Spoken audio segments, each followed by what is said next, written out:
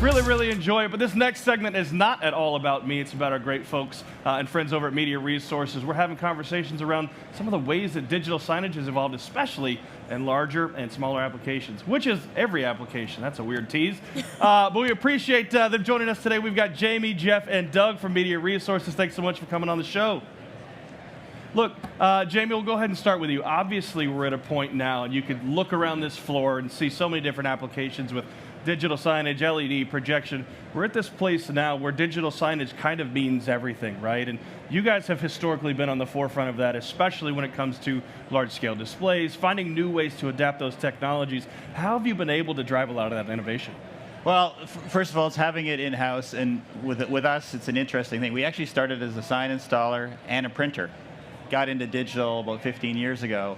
And what we've seen is a massive transformation away from static into digital across many things. The technology in this room is completely different than what it was 10 years ago. And we're seeing a transformation of probably 2 additional levels of technology in the next 3 or 4 years. We did it through having some great people like Doug and Jamie and others in this room, and really excited about what we see. And so how have you seen technology evolve in this space? So not only from a price point, but also from an application perspective. So the price point has come down probably about 3-fold, and we see in the next year that's probably going to be halved again. So we're seeing literally a plethora of new things. I'll get it turned over to Doug here, who's been kind of one of the pioneers in this industry. Sure. We've gone from early stages of LED. We're back in the outdoor products that we've done. We're through-hole dip, and in the indoor industry, we talked about SMD technologies and whatnot, and then gone down to now below 1 millimeter, 0.78, 0.6, and the technology, because of the pixel pitches that are going down, is changing, and it's changing rapidly.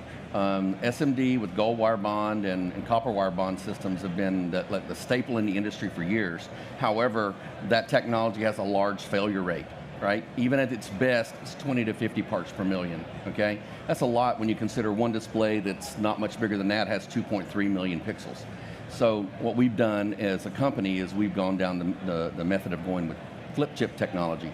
And we use the flip chip technology, which gets rid of the gold wire bonding and whatnot, which increases the reliability and decreases the failure points down to a 2 to 5 parts per million. And it's been awesome. There's some new technologies coming that we really won't talk a lot about because they're bleeding edge, but we're trying to be ahead of the curve. Things like chip on glass and some other things with thin film transistors in the back.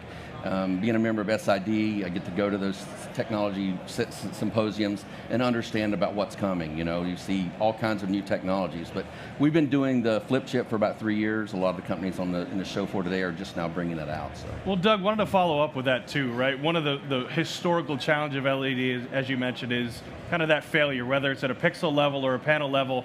The burden historically has fallen on the end user, and because it'll happen right before a show, right? You can't call your integrator, you're picking up every phone number you have, right? How are you seeing the end user, especially with these new technologies, be able to effectively either replace or troubleshoot in real time?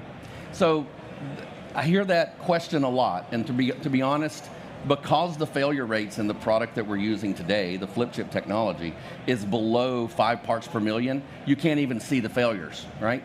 So the gentleman that was just on with the Fluke, if you've got the right cabling in the backside, you don't got to worry about that. If you have the right driver technology on your designed module, then you don't have to worry about that. So then it comes down to pixels out, right? If you end up with 10 or 20 pixels out on a panel because somebody walked by and touched it with the SMD technology, then you're going to have a lot of failures. You have to change it right at the show.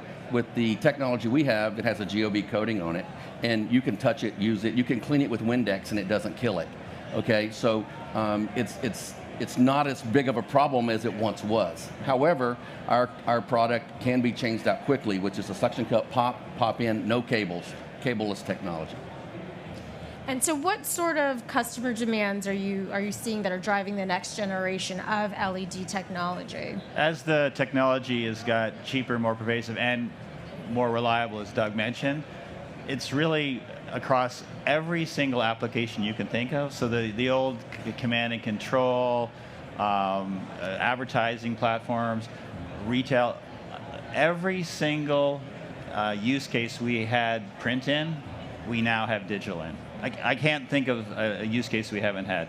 And the other interesting thing that we're seeing is we've been doing outdoor billboards and spectaculars and Times Square stuff for years, and we've been doing the indoor. It's this fine pixel pitch outdoors, the new world. It's replacing LCDs and transit shelters and hot heat environments and stuff. So we're seeing that as another whole growth case of digitals on the side of buses and stuff that were tried before, but it didn't work with the SMD technology. The technology now allows for that. Yeah. Well, and Jamie, I want to bring you in as well. You know, one of the things that as a community that we see here, obviously at Infocom, is the importance of the channel, right? And there are technologies that I would say end users are more hands-on about, but really the end user and I'll call the consumer just knows what looks good, right? So the integrator really takes a lot of that burden from the design standpoint, from the application, obviously installation. Talk about the role of those integrator and channel partners, especially when it comes to long-term success of the channel and installation world.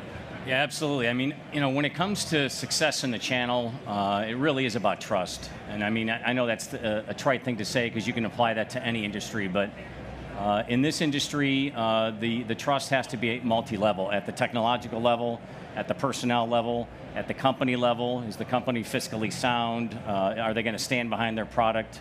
Are they going to be here in 10 years?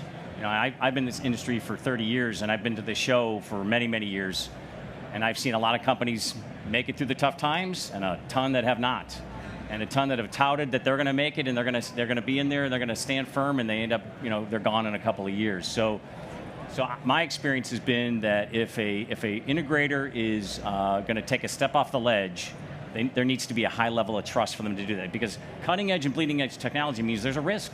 Yeah. And so we have to be, as a company, we have to be prepared to take on those risks and get the integration channel to trust that we're making the right decisions so that when they put their trust in us as a company, we're going to deliver. Well, I want to follow up on that too. I love that point that you mentioned where there's so much risk, obviously, in bleeding edge, but there is typically less demand for the bleeding edge, right? Yeah, true. How do you balance that? Especially, look, you talk about the design and application standpoint. How do you balance someone who says, look, we want what's happening in 25 years, but we want it today, right? How do you balance that with, you know, Doug's point, where something that's going to work, something that's going to be reliable, but something really that is kind of next level?